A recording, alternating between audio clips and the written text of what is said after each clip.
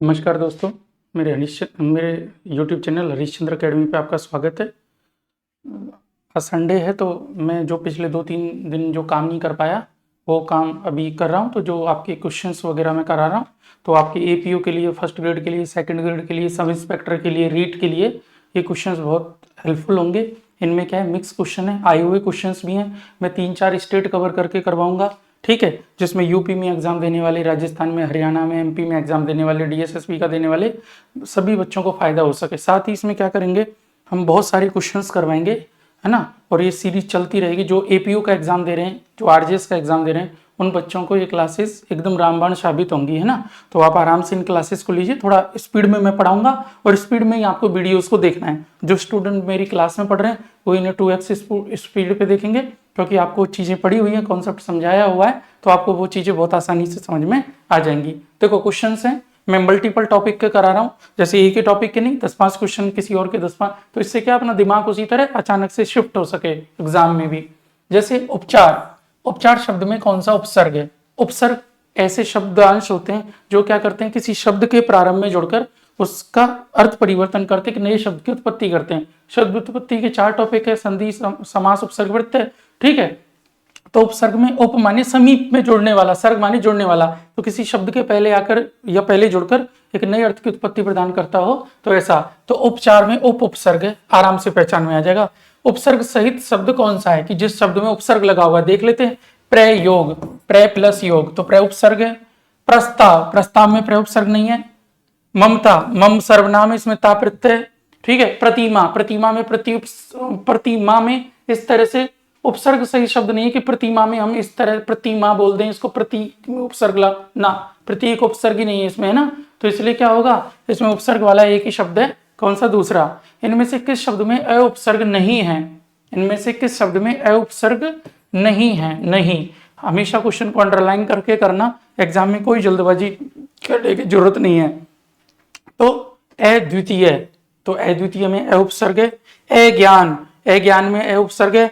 अयोगात्मक, अयोगात्मक में अ उपसर्ग है। अक्लमंदी, तो इसमें अक्ल शब्द है, ना कि अ उपसर्ग है, ठीक है। तो इसलिए आंसर क्या हो जाएगा? चौथा वाला। चतुराई शब्द में कौन सा प्रत्यय? आई प्रत्यय, सॉरी। तो चतुर प्लस आई, चतुराई, तो आई प्रत्यय हो गया इसमें।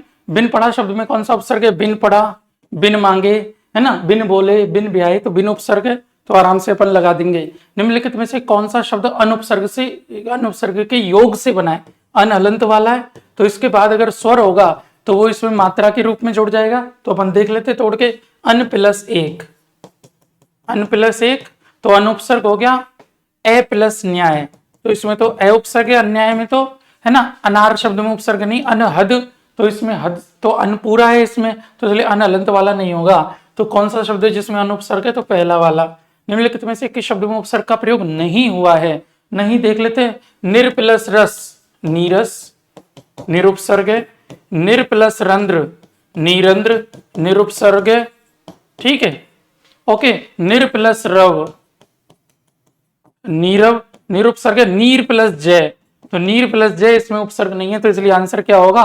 चौथा होगा। नीरज में निरुपसर्ग नहीं है। आच्छादन शब्द में कौन सा उपसर्ग है? आपने संधि पढ़ी होगी, जब आप व्यंजन संधि पढ़ रहे थे तो उसमें पता है ना, किसी स्वर हो, प्लस से पहले स्वर और प्लस के बाद छह हो, तो बीच में क्या हो जाता है? छह का आगमन हो जाता है। जैसे वी प्लस चिन्ह विच्छिन्न, परि प्लस छेद परिच्छेद, आ प्लस छादन आच्छादन, अनु प्लस छेद अनुच्छेद, तो है ना। तो आ क्या है? इसमें उपसर्ग है, आ प्लस छादन, तो इसलिए क्या होगा? आ उपसर्ग होगा।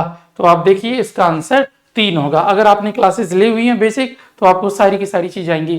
जैसे आपने संधि पढ़ी होगी, आपने पढ़ा होगा प्लस से पहले ई उ एशय हो और प्लस के बाद क्या हो? स्थ स्न तथ हो, तो क्या हो जाता है? स्थ स्न तथ क्रमशः स्ठ स्न टठ में बदल जाते हैं। तो अधि प्लस स्थाता, संधि विच्छेद करते हैं अपन, तो अधि प्लस स्थाता बनता है। क्योंकि मैंने आपको सिखाया है, अगर किसी भी शब्द में आपको स्ठ दिख जाए और वो शब्द के अंत में ना हो और उसमें एक ही मात्रा के अलावा कोई मात्रा हो, तो उसमें कैसे तोड़ते हैं? स्ठ को स्थ में तोड़ देते हैं। तो ठीक है, स्थाता तो अधि क्या हो गया? एक उपसर्ग हो गया। तो इसमें उपसर्ग कौन सा है? अधि उपसर्ग है। संधि के हिसाब से तोड़ के भी अपन उपसर्ग निकाल सकते हैं। जब मैंने आपको उपसर्ग पढ़ाए थे तो मैंने उपसर्ग इसी तरह पढ़ाए हुए हैं। जैसे कोई उपसर्ग है तो वो संयोग कैसे कर रहा है, संधियों में कौन कौन सी संधि कर रहा है, दीर्घ कर रहा है, यन कर रहा है, कौन कौन सी कर रहा है, फिर व्यंजन कर रहा है, नहीं कर रहा, विसर्ग करते नहीं है, ठीक है। कौन सा शब्द है जो हिंदी संस्कृत उपसर्ग से निर्मित शब्द है? तो बेइज्जत, बे एक विदेशी उपसर्ग है। बिल्कुल, तो बिल्कुल हालांकि अशुद्ध लिखा हुआ है, बिल पूरा होना चाहिए, बिल्कुल, तो बिल उपसर्ग है, बिल है ना। तो इस तरह से अपवाद, अप क्या है? एक संस्कृत हिंदी का उपसर्ग है, ठीक है, जो इन्होंने क्वेश्चन दिया उसके अकॉर्डिंग बोल रहा हूं, ठीक है। तो क्या हो जाएगा? अप आंसर हो जाएगा नादान, ना उपसर्ग है, नादान, नालायक, ना मुराद, तो ये विदेशी उपसर्ग है, इसलिए हिंदी संस्कृत में कौन सा जाएगा? अब जाएगा। अहिंसा शब्द में कौन सा उपसर्ग है? ए प्लस हिंसा, अहिंसा ए उपसर्ग है, सीधी बात है। चतुराई शब्द पढ़ ही चुके, आई प्रत्यय रिपीट हो गया क्वेश्चन।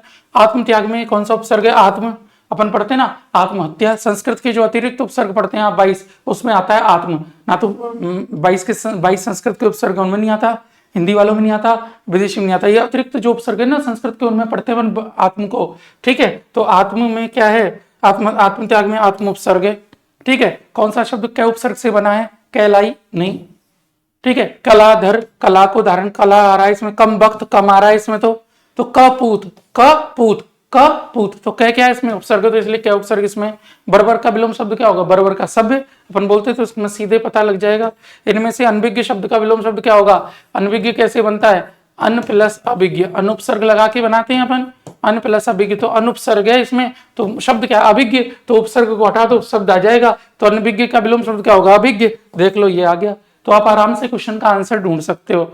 इनमें से कृत्रिम शब्द का विलोम शब्द कौन सा है? कृत्रिम का प्राकृतिक होता है, सबको पता है, नैसर्गिक होता है, तो देख लेते हैं, स्वनिर्मित नहीं, स्वाभाविक नहीं, स्वचालित नहीं, प्राकृतिक होगा। आहूत, बुलाने, तो अन प्लस आहूत अनाहूत, आहूत मतलब बुलाना, आहुति इसीलिए देते हैं बुलाने के लिए, तो आहूत मतलब बुलाना, अनाहूत मतलब न बुलाना, तो आहूत में अनुपसर्ग लगा दो, अनाहूत बन जाएगा, तो ये हो जाएगा इसका, ठीक है। इनमें से तीक्ष्ण शब्द का विलोम शब्द क्या होगा? तीक्ष्ण, प्रखर, तीव्र और क्षीण, तो प्रखर तो इस जैसा ही है, तीव्र इस जैसा ही है, क्षीण नहीं होगा, तो इसलिए क्या होगा? मंद, तो तीक्ष्ण का क्या होगा?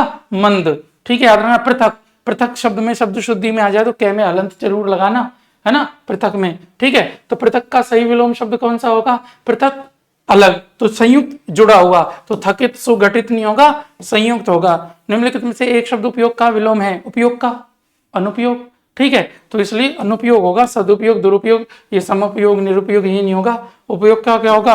अनुपयोग, ठीक, अन प्लस उपयोग अनुपयोग, अन प्लस उपयोगी अनुपयोगी, तो इस तरह अपन बोलते हैं ना, ठीक है। निषिद्ध के लिए विलोम शब्द कौन सा है? निषिद्ध के लिए विहित है, खूब हमने रट रखा है, ये खूब बार आता भी है निषिद्ध विहित वाला, और ये भी सारे क्वेश्चन आए हुए हैं, याद रखना, ठीक है।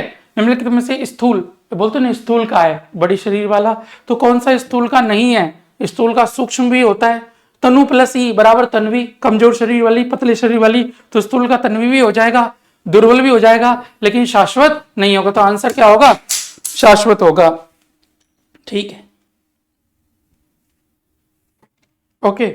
चलो अब देख लेते हैं भैया, निम्नलिखित में से एक शब्द शुष्क का विलोम है, शुष्क का आर्द्र होता है, आपको पता है, आर्द्र शुष्क का विलोम शब्द होता है। देखिए भाई, इनमें से है ना, विलोम शब्दों का एक गलत युग्म कौन सा है? विलोम शब्द का गलत युग्म, दक्षिण वाम, दक्षिणपंथी वामपंथी, तो सही है, ठीक है। विधि निषेध बिल्कुल सही है, बर्बर सभ्य बिल्कुल सही है, ऊपरी कहता। उद्यम का आलस्य होता है, निरुद्यम नहीं होता, है ना, तो ये नहीं होगा, है ना, इसलिए इसका आंसर क्या होगा? एप्रोप्रिएट आंसर कौन से? ये तीन है, मतलब एप्रोप्रिएट तो ये बिल्कुल उपयुक्त जो विलोम शब्द हैं ये तीनों ही हैं, ये एकदम उपयुक्त नहीं है, इसलिए आंसर नहीं होगा, इसलिए ये आंसर होगा, मतलब ये इसका सही जोड़ा नहीं है, तो गलत युग्म वाला कौन सा है? दूसरा वाला है। निम्नलिखित में से विलोम की दृष्टि से शुद्ध युग्म कौन सा है? अल्पज्ञ कम जानने वाला, बहुज्ञ बहुत जानने वाला, समस्त अभ्यस्त, देख लेते, अज्ञ का अनभिज्ञ नहीं होता, अनभिज्ञ का अनभिज्ञ होता है, तो ये गलत, ये गलत, संयुक्त संधियुक्त नहीं होता, ठीक है, तो इसलिए आंसर क्या होगा? अल्पज्ञ का बहुज्ञ, क्योंकि इसमें विलोम की दृष्टि से शुद्ध जोड़ा पूछा है। मार्थक दृष्टि से एक युग्म अशुद्ध कौन सा वाला है? सहचल, चल देख लेते, मौलिक अनुदित, ये सही है, मौलिक रचना, ट्रांसलेटेड रचना, तो मौलिक अनुदित, बंधन का मोक्ष होता है, निरपेक्ष का सापेक्ष होता है, लेकिन सचल का चल नहीं होता, इसलिए आंसर क्या होगा? फर्स्ट होगा। क्या हो गया? पेन को बार बार गिर रहा है, ये टूट ही गया एक साइड से, तो ठीक है। दीर्घायु का विलोम होगा चिरायु नहीं, दीर्घायु का नश्वर भी नहीं होगा, अल्पायु देखते, दीर्घकाल तो अल्पायु, क्षणिक क्षणवन का होता है, तो दीर्घायु को क्या होगा आंसर? अल्पायु। उपमेय का सर्वथा उपयुक्त विपरीतार्थक शब्द कौन सा? उपमेय।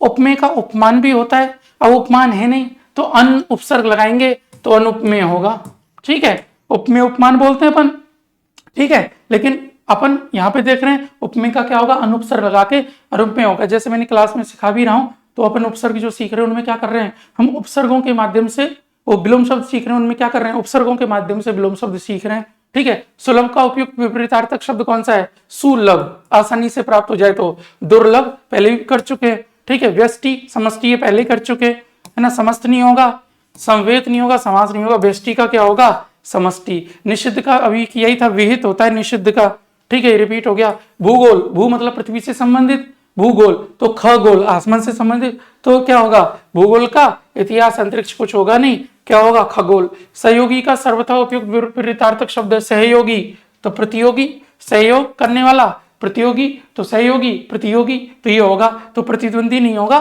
तो प्रतिरोधी नहीं होगा, सहयोगी का प्रतियोगी होता है, ठीक है। अन्वेषण का शुद्ध संधि विच्छेद क्या होगा, अन्वेषण हमें पता है, यदि किसी शब्द में लेफ्ट टू राइट चलने पर वह वकील वाला पूरा मिल जाए और उससे पहले कोई अधूरा मिल जाए, ऊपर रर्रा मिल जाए, तो यण संधि हो सकती है। क्या करेंगे, वह में जो मात्रा लगी है उसको स्वर रूप में लिख के तोड़ देंगे, फिर क्या है, जो वह में आधा चिपका हुआ उसमें छोटा ऊ बड़ा ऊ लगा देंगे। हमें पता है अनु में छोटा हुआ आता है, अनु प्लस एशन, देख लो कहाँ पे, ये रहा चौथा आंसर। धातुष्मा, लेफ्ट टू राइट चलने पर बड़ा ऊ की मात्रा मिल गई, तो देख लेते हैं, बाद में मीनिंगफुल है नहीं, तो उष्मा, हमें पता है उष्मा आ रहा है, और धातु, तो धातु प्लस उष्मा बड़ा ऊ हो गया, ऊ प्लस ऊ मिलके, तो बड़ा ऊ हो जाने की वजह से कौन सी संधि होगी, दीर्घ संधि होगी। सरयू प्लस उर्मी, सरयू प्लस उर्मी में क्या है, ओ प्लस ऊ बड़ा ऊ हो रहा है, क्योंकि सरयू में बड़ा यू है ना, और उर्मी में बड़ा ऊ, तो उर्मी ऊ प्लस बड़ा ऊ, तो कौन सी संधि हो गई, दीर्घ संधि हो गई, सरयुर्मी, तो दीर्घ संधि है इसमें, ठीक है। अब आप कहोगे स्वर भी तो है, तो भाई जो स्वर में भी भेद है स्पेसिफिक दीर्घ, उस दीर्घ में आ रही तो पहले दीर्घ आंसर लगाना। अत्यल्प का संधि विच्छेद क्या होगा, यह है, मैंने आपको तरीका बताया, किसी भी शब्द में क्या हो, अगर चलने पर स्टार्टिंग से दूसरे तीसरे नंबर पर, पहले नंबर पर अगर यह मिल जाए, कि पहले कोई अधूरा मिल जाए, फिर यह के ऊपर रर्रा मिल जाए, तो क्या होता है, यह में मात्रा को तोड़ दो, अल्प कर दिया, जो आधार लगा हुआ उसमें छोटी ही की मात्रा लगा के देख लो, अति छोटा ही होता है, अति प्लस अल्प बराबर अत्यल्प, तो देख लो कौन सा होगा, दूसरा आंसर हो जाएगा, ठीक है। रीति अनुसार सेम चीज है इसमें भी ऊपर वाले की तरह, तो रीति, रीति शब्द में छोटी ही की मात्रा आती है, अब यह में किसकी मात्रा आती, तो रीति प्लस अनुसार। लो भैया संधि विच्छेद आराम से हो गया, तो कहाँ गया, ये हो गया चौथा।